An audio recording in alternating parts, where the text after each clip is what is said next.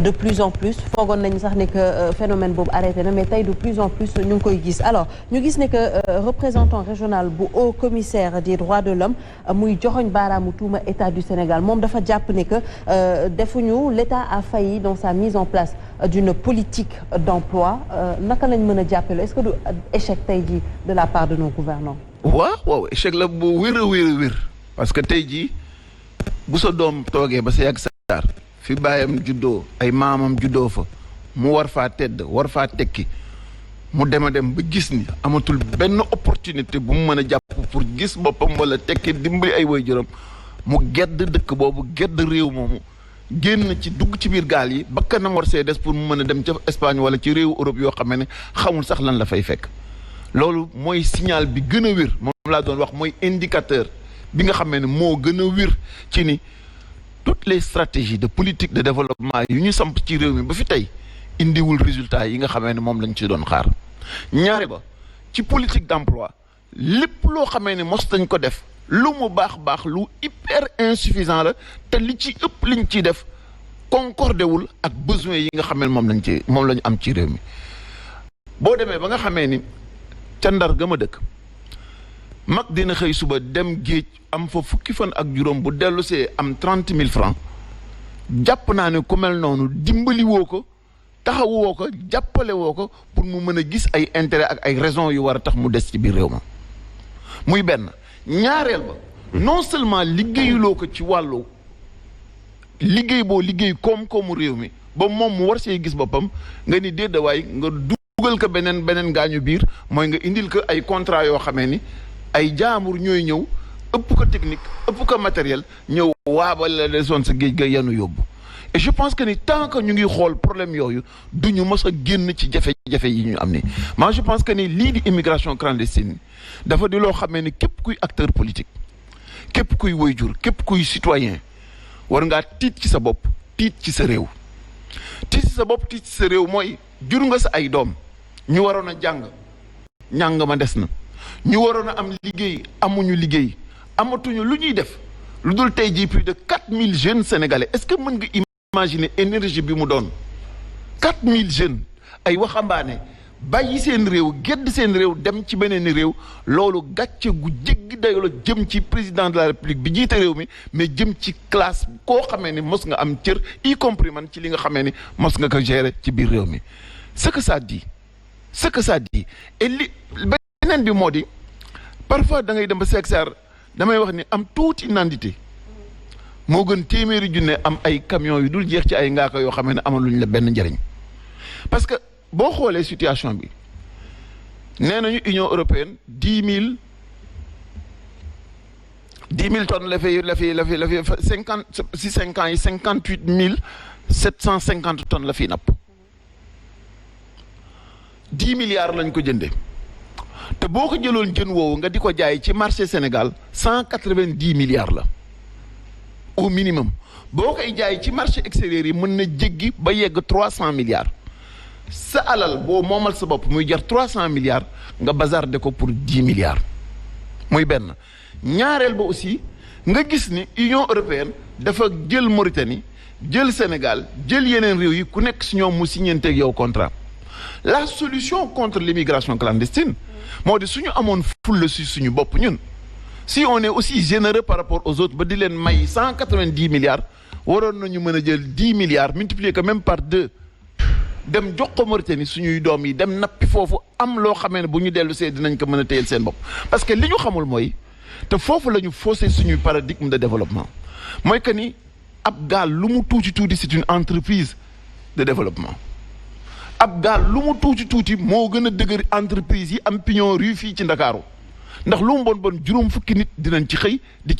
ci teral seen i njaboot di ci teral seen i waa kër tey jii bu fekkoonte ni la nga xamee ne sa licence yi ñëw Ndar di nga gis licence boo xamee ne bu ñu ko jaayaat ko mën na dem dikke mool bi écoutez bien mën na ko dikke ba 1,7 million francs imagine toi Pape Makhtar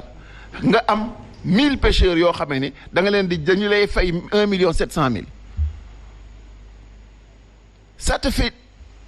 1,750 million de francs par an pratiquement au bout des 5 ans rien que mool yi gendar yi mën nañu fay li nga xamee ne moom la ñu fay Union européenne moo tax nga mën a gis cynisme. ñàkk yërmande tout est question de réorganisation. du question de réorganisation question wu yëg nit ñi ak xam li ngay def lu mu doon ndax dama jàpp ne bu ñu nekkee ci am réew boo xamee ne xale yaa ngi fi gàññ di reyante di dugg ci biir géej gi 500 doom ci Sénégal faatu ci dëgg su fekkente ne as lëf ci yërmande gi. ci ñi nga xamee ne mais tey la wala yëfu ñàkk xam lu ñuy def. mais cynisme la ñàkk xam la. ak aussi bëggee parce que tey jii mënuma comprendre que ni ña nekk ministère de la pêche wala boog ñi wër Macky Sall ñàkk xam-xam gu war a tax ñu xam ni même ñoom buñ ci dugalulee seen xaalis seeni ay doom am nañu capacité ni nga xamee ne moolu Union européenne yi am nañu capacité sa Union européenne di fay rien que suñuy mool yi nga xam ne jàpp nañ ñi tekkiwuñu dara amuñu dara ils sont capables de payer cela alors le rôle de l'État dans ces conditions-là moo di encadrer un secteur aussi dynamique de notre secteur économique ndax tey jii lu mu bon dinañu contribuer au PIB à hauteur de 293 milliards te ci projection économie numérique fii léegi 2025 jàpp 2030 jàpp 2035 la ñuy espérer yegg à 300 milliards ñoom donc toute proportion gardée su fekkente ni vraiment ña waroon a taxaw nañu ci réew mi te ittewoo nañu nit ñi sécurité doomu aadama yi jàmmi réew mi sécurité li nga xamee ne mooy intérêt économique le patriotisme élémentaire la préférence nationale élément yooyu nga xamee ni da nga koy lamb di ko daj mu waroon laa mën a permettre tey jii nga jóg dem wax ak Mauritanie boo ko doon fay 20 milliards say doom dem di fa napp benn xaleel dootu fi génnati di dem Espagne ndax pour nga dem Espagne il faut que nga am mool bu mat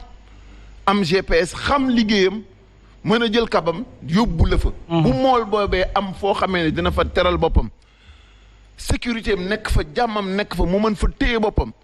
kenn du génn kenn du dem le développement c'est pas diabolique c'est pas difficile c'est simple. alors le développement c'est pas diabolique mais est-ce que opposition bi également yéen i tamit yéen a ngi concerté wu di mën a jox kii di président la wala kii di gouvernement ay solutions pour justement contre l'immigration. loolu mooy question bu simple bi xam nga nee na question boobu waruñu ko woon sax poser parce que ñoom ñoo wax ni ñoom ñoo yore ñoo am capacité émerger loo Sénégal te fu nit ñi dem opposition bi. kenn mënu koo defal procès. D'accord, mais est-ce que vous devez également être des spectateurs. mais Pape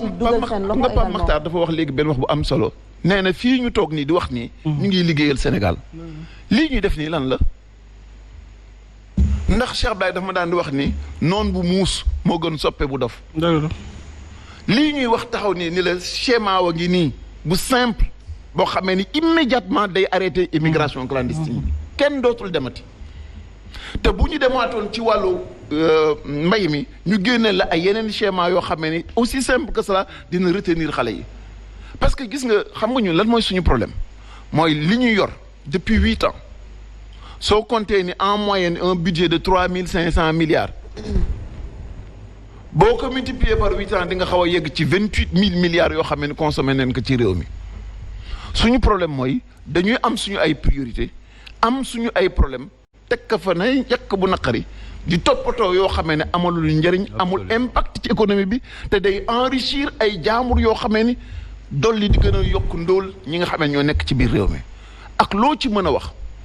1000 milliards yi ñuy dugal ci TER bi wala 1000 milliards yi ñuy dugal ca Massamba wala 300 milliards yi ñuy dugal ca BRT ak yeneen ak yeneen ak yeneen buñ ko xëyoon dugal ko ci li nga xamee ne mooy dimbali nit ñi den ciy génn barki Dembo Ndiaye la ñu ñëw ca Ndar indi fa benn dragueur ni dañuy daal di draguer pour 7 milliards te ku xam dynamique gu géej gi ak dex gi di nga xamee ni lépp luy suuf sa Falémé day teer si ba buntu Ndar boole kaak liy jógee ci uul beeg yooyu di ñëw ci kii bi boo draguer da nga wàqi rek boo tegee sa loxo mu dellu si waat absolument li wér ba wóor mooy suñu bëggee vraiment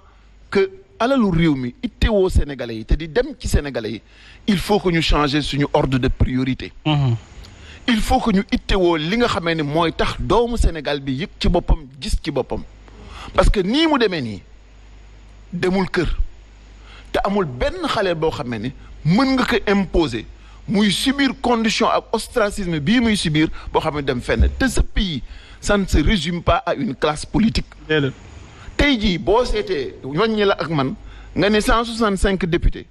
boo ko multiplier woon par 3 yokk ci gouvernement bi yokk ci directeurs yi yokk ci tu auras des difficultés pour atteindre 1000 personnes est-ce que le confort jàmmu yaram ak nayi ak xaalis ak oto bu jeex pour 1000 personnes ça mën na signifier développement ak quiétude 16 millions de doomu aadama. Il faut qu'on change. Il faut qu'on change et il faut que ce changement-là ñu xam ne c'est un impératif. Et c'est la raison pour laquelle doo diggu gouvernement bi mu wax jëm ci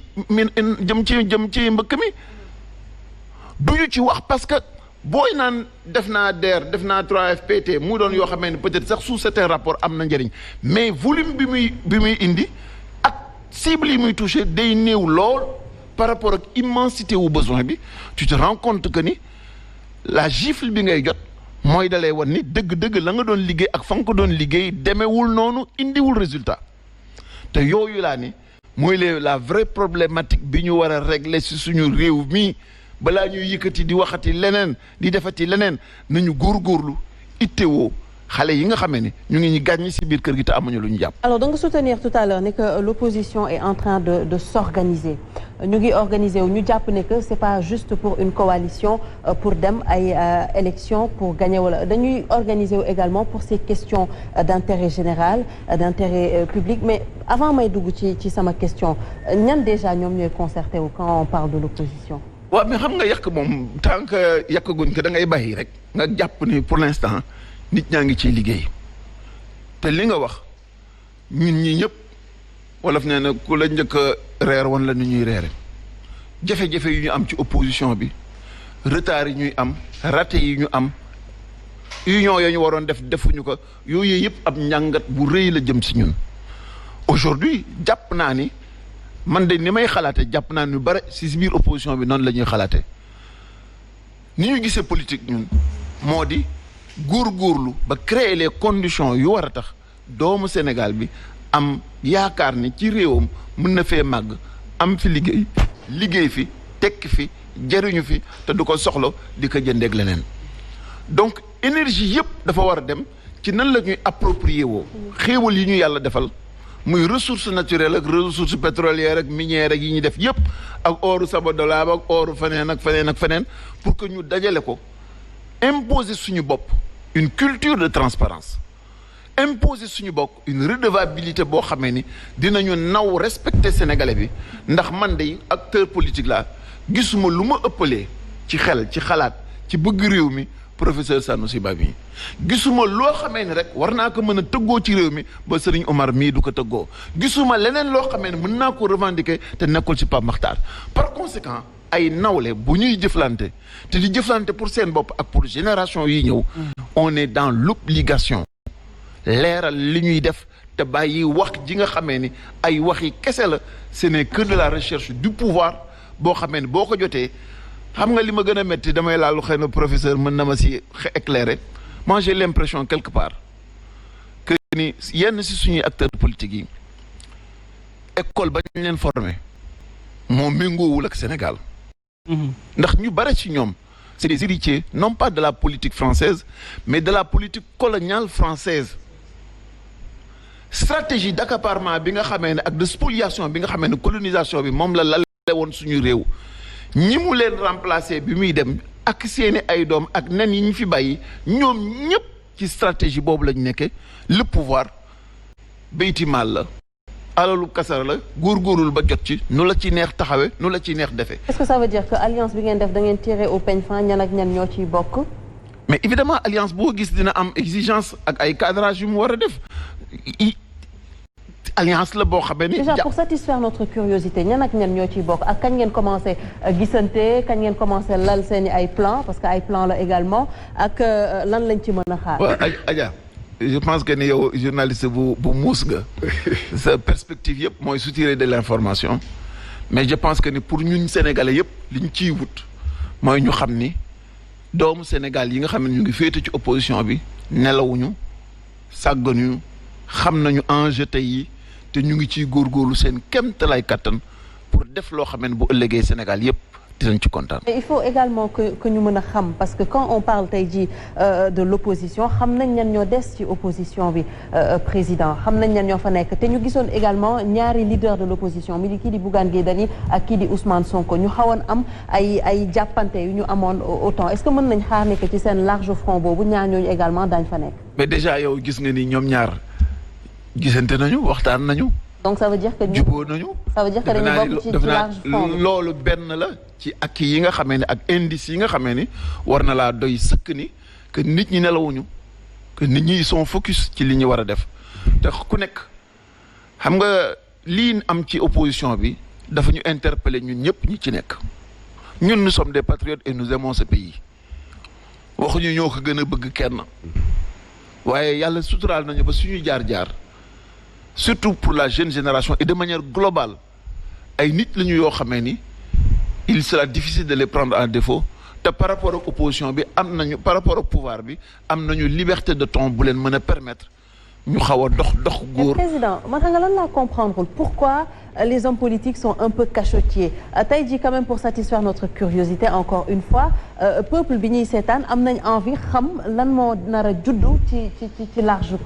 front boobu ñuy wax ndax seen leader yu ñu xalaat ne que ñoom tey jii ñu ngi ci daañ ci bokk ou pas on parle de Khalifa Ababacar Sall on parle de Ousmane Sonko Bougane Gueye Dany entre autres Thierno Alassane Sall pour ne pas mais soxna si suñu respecté Sénégalais yi waruñu leen dugal ci loo xamee ni ñu nekk di attendre loo xamee ne xamaguñu sax yow mi koy def fan lay sottee dañuy jóg dem pour lijjanti mbir moo xamee ne jàpp nañ ni fa la intérêt Sénégal nekk il faut que nit ñi am confiance que ni dinañ ko dox ak fulla ak fayda dox ko ak yéene dox ko ak pas-pas kan moo ci bokk ku ci bokkagul du loolu moo am solo à l'instant bi ñu toll nii mais le seul fait que ñu am conscience que ni war nañu dox daje c'est déjà très symbolique par rapport ak li ñuy def et je pense que ni ce que les Sénégalais attendent du conjoncturé mais résultat gis ay nit yoo xamee ne war nañoo ànd pour liggéeyal Sénégal te loolu ci la ñu nekk di ci dox bu jotee incha allah defe naa ne di nga am information yi ngi ci bëgg. Très bien alors